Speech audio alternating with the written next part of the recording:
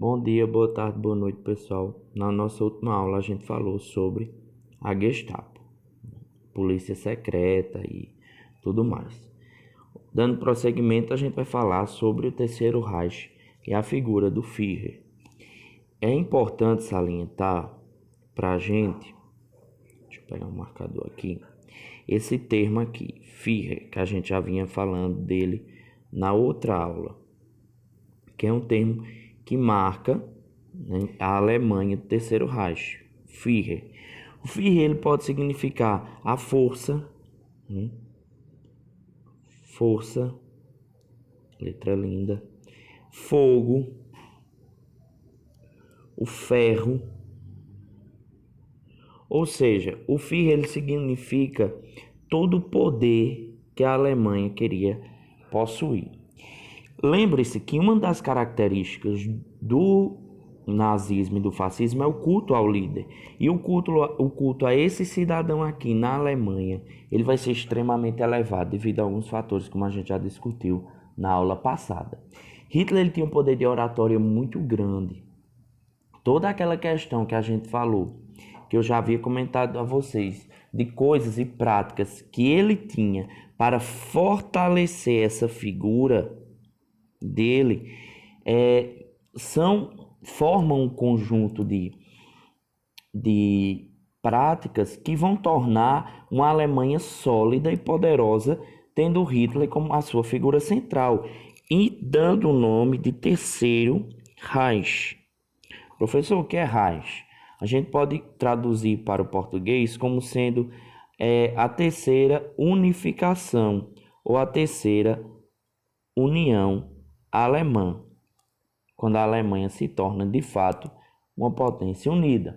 O primeiro foi lá na Idade Média com o Império Sacro Império Germânico. O segundo foi a unificação da Alemanha. E o terceiro foi quando Hitler conseguiu unir os povos alemães sobre uma bandeira só. Vamos adiante. Então, como esse poder de oratória dele era grande. Vejam, gente, esses comícios aqui. Ó, isso aqui a gente tem ele. Agora, existem vários fatores e várias coisas para a gente analisar nessas imagens aqui, certo? Vejam, a multidão, essa foto aqui foi nos Jogos Olímpicos, que aconteceram em Berlim. Uma curiosidade aqui, que um corredor negro venceu a prova de 100 metros rasos e Hitler deveria colocar a medalha no pescoço dele e se recusou. Então a gente vê uma extrema organização. Olha a organização do povo, a organização que a gente traduz como disciplina nesses eventos.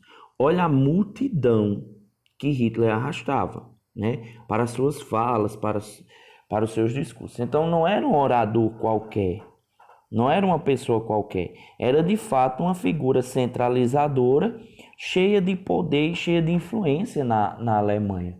Ou seja, ele tinha uma oratória muito grande, ele tinha um poder de convencimento muito grande. Essas pessoas todas aqui apoiaram. Existe um teórico medieval que é Etienne Lavoisier, que ele vai trabalhar uma coisa muito interessante. Ele não iria perguntar por que Hitler fez tanta maldade, como a gente vai ver mais na frente. Ele iria perguntar para a gente por que nós deixamos ele fazer isso. Por que tinha essa quantidade de gente aqui apoiando ele? Será que todas essas pessoas foram enganadas? Então, um fator interessante é justamente a gente ter uma criticidade com essa quantidade de gente, essa disciplina que Hitler conseguiu formar e estabelecer na Alemanha nazista. É uma coisa extremamente impressionante quando a gente olha imagens como essa daqui, né? Olha o tanto de gente, olha, todos bem enfileirados, uma coisa bem de exército mesmo. Aqui a gente vê a multidão e veja um corredor bem formado. Se fosse no Brasil, era a gente se atracando para um lado, a gente se atracando para o outro.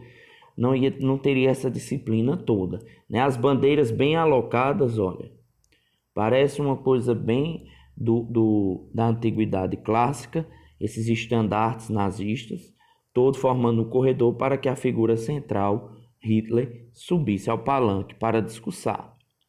Vamos adiante. uma coisa que a gente vai ver, primeiro Hitler chegou ao poder na Alemanha. A gente viu toda a caminhada dele. E quando ele chega, ele vai elaborar um conceito extremamente importante, porque toda a maldade, toda a guerra, ela vai ser justificada por alguns conceitos. E o que Hitler vai usar bastante, um conceito que ele vai gostar bastante, é esse conceito aqui, que é o conceito de espaço vital. Em alemão, Lebensraum, o conceito de espaço vital foi concebido por Friedrich Ratzel. Segundo ele, toda sociedade em um determinado grau de desenvolvimento deve, deixa eu botar até de vermelho aqui, deve conquistar territórios onde as pessoas são menos desenvolvidas. Um estado deve ser tomado, deve ser do tamanho da sua capacidade de organização. Professor, o que quer dizer isso?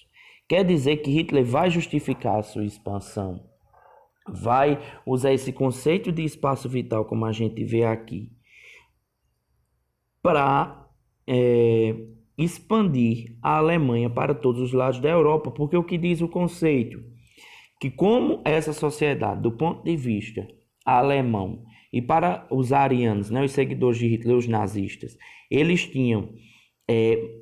eram mais desenvolvidos, né, era uma sociedade mais desenvolvida, eles tinham por direito conquistar aquelas sociedades menos desenvolvidas, porque isso era o conceito de espaço vital, ou seja, não existia uma delimitação geográfica como a gente conhece hoje dos países, de acordo, por exemplo, com um rio que divide um país do outro, ou até mesmo um oceano, um mar que divide um país do outro. Na teoria do espaço vital, o país seria do tamanho da sua organização, da sua capacidade, ou seja, a Alemanha seria do tamanho da capacidade que ela conseguisse conquistar na Europa.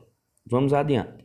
Hitler vai usar esse conceito para avançar. E olha o título que eu coloquei nesse slide. Hitler avança rapidamente e sem resistência. Porque, gente, lembra lá o Tratado de Versalhes que dizia que a Alemanha não podia expandir, tomou territórios da Alemanha. Enfim, fez toda aquela humilhação. Hitler agora vai se vingar. Então ele começa a invadir. O primeiro país que ele vai tomar posse em março de 1938 é a Áustria. Como vocês estão vendo aqui. Então, a primeira coisa que Hitler faz é anexar a Áustria à Alemanha, certo? Professor, foi uma guerra? Não. Os austríacos ergueram bandeiras e ficaram felizes quando a Alemanha os invadiu. Então, foi toda uma festividade que acontece na Áustria. Porém, quando Hitler faz esse movimento de conquista da Áustria, a Tchecoslováquia, lembra que tinha sido criada lá com o Tratado de Versalhes, e a Polônia, que tinha tomado esse corredor polonês que a gente falou aulas passadas, já começam a ficar preocupados. Porque em março Hitler anexa a Áustria, em outubro ele anexa os Sudetos, que era essa região ao sul da Alemanha, que pertencia à Tchecoslováquia. Então Hitler já pegou isso aqui, ó. Estão vendo? Então já é um grande território que ele pega para a Alemanha. E sem resistência nenhuma. A Tchecoslováquia ainda tentou resistir, mas Hitler ele vai invadindo aqui, ele vai destruindo. Gente, há relatos poderosos nessa época de como o exército alemão ia invadindo e destruindo casas, estuprando mulheres, estuprando crianças e matando tudo que ele encontrava pelo caminho. Mas o que Hitler queria de verdade e de fato era se vingar disso aqui, ó. Lembre-se que esse corredor polonês, o Danzig, que fazia com que a Polônia tivesse saída para o mar, foi dada a ela no Tratado de Versalhes. Então, isso aqui Hitler não esquece facilmente, não. Ele vai querer se vingar, ele vai querer tomar isso de volta. Só que enquanto Hitler conquistou a Tchecoslováquia, conquistou a Áustria, estava tudo bem. Inclusive, chega a fazer-se um acordo entre a Inglaterra, a Alemanha de Hitler, a França, a Polônia, todo mundo bem bonitinho, comemorando que Hitler nem ia pegar mais o sul da Tchecoslováquia, que é esse território aqui que sobrou, nem ia invadir a Polônia. Então, tá bom, Hitler, a gente entendeu, você invadiu aí, mas beleza, acabou aqui. Hitler assina um acordo, todo mundo sai feliz, porém, em setembro de 1939, ele invade a Polônia. E aí ele vai com força total, vai destruindo tudo. A gente vai ver como era essa tática de guerra de Hitler. Então a gente já tem um país conquistado, 2, 3, certo? Só que quando ele invade a Polônia, aí ele declara guerra. Uma coisa interessante, gente, que o Tratado de Versalhes ele foi assinado num trem. O tratado que reconhecia a rendição da Alemanha na Primeira Guerra Mundial foi assinado num trem. Quando Hitler conquista a Polônia, ele manda buscar esse mesmo trem para a Polônia assinar a rendição no trem em que a Alemanha assinou o Tratado de Versalhes, ou seja, um sentido de vingança muito forte. Vamos lá. No meio do caminho, prestem atenção que depois daqui da Polônia, lá para cima, a gente tem a Rússia, país poderoso que já tinha Stalin no poder, e Hitler sabia que sozinho ele não podia caminhar. Então ele vai assinar um pacto chamado Pacto Molotov-Ribbentrop. Professor, precisa decorar esse nome? Não. Esse pacto é conhecido também como Pacto de Não Agressão, certo? Esse nome é interessante porque é o nome do gato da minha avó, Ribbentrop-Molotov, que é o pacto. Molotov era o ministro da guerra de Stalin e Ribbentrop, ministro da guerra de Hitler, ministro do exterior, desculpe. Então, vamos lá ver o que foi esse pacto Ribbentrop-Molotov. Foi um pacto de neutralidade entre a Alemanha nazista e a União Soviética, ou seja, o pacto de não agressão entre nazistas da Alemanha e a União Soviética, assinado em Moscou em 23 de agosto de 1939. Os ministros dos negócios estrangeiros Joachim von Ribbentrop e Václav Molotov, respectivamente, a este pacto, ou seja, Ribbentrop da Alemanha e Molotov da Rússia, seguiu seu acordo comercial germânico-soviético em fevereiro de 1940. Ou seja, quando a guerra foi declarada em 1939, quando Hitler invade a Polônia, ele já vai e faz um acordo com Stalin. Ou seja, a gente já tinha ali um acordo da Alemanha e Rússia. O pacto estabelecia esferas de influência, ou seja, a Alemanha tinha sua esfera de influência lá na Europa Central e a União Soviética tinha a sua área de influência lá no leste europeu. Então a gente tem aqui um tratado de fronteira germano-soviético, alterado depois da invasão conjunta da Polônia. Ou seja, Hitler, quando ele vai invadir a Polônia, ele vem do lado leste, né, do ocidente para o oriente, e a Rússia vem no outro lado. Então eles estabelecem uma barreira, certo?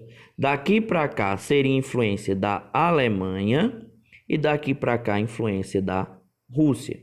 Então a gente tem essa fronteira da Polônia, que a gente vai ver mais na frente como é que ela vai ser desfeita. E vai se formar um acordo, o eixo, certo? Lembra-se que lá na Primeira Guerra a gente tinha a Tríplice Aliança, Tríplice Entente. Aqui na Segunda Guerra a gente vai ter o eixo e os aliados. O eixo era formado por Hitler, tá vendo aqui? Coisinha linda. Stalin e o imperador do Japão, que agora me fugiu o nome dele, deve ser Mikito, alguma coisa. Então, o eixo Berlim, Roma, Tóquio. Aliás, desculpa, gente. Que erro triste. Historiador, foi horrível esse erro. Cancela aqui. Olha só. O eixo era formado por Hitler, Mussolini e o imperador do Japão. Eixo Berlim, Roma, Tóquio. Professor, porque Stalin não estava aqui, que era isso que eu ia falar agora. Porque o pacto de Stalin é um pacto de não agressão e não de guerra. Ou seja, ele não diz que vai ajudar a Alemanha nas guerras de conquista. Ele simplesmente não vai interferir nos territórios alemães desde que a Alemanha não interfira nos territórios da Rússia. Já, ai meu Deus, Mussolini lá na Itália, ele quer expandir a Itália, Hitler quer expandir a Alemanha e o Japão tem a sua política imperialista também, que a gente vai estudar lá na frente, que vai combinar com as bombas atômicas. Então, para encerrar a aula de hoje, a gente tem a formação do eixo Berlim, Roma, Tóquio, em que a gente se une Alemanha, Itália e Japão. Ok? Valeu e até a próxima.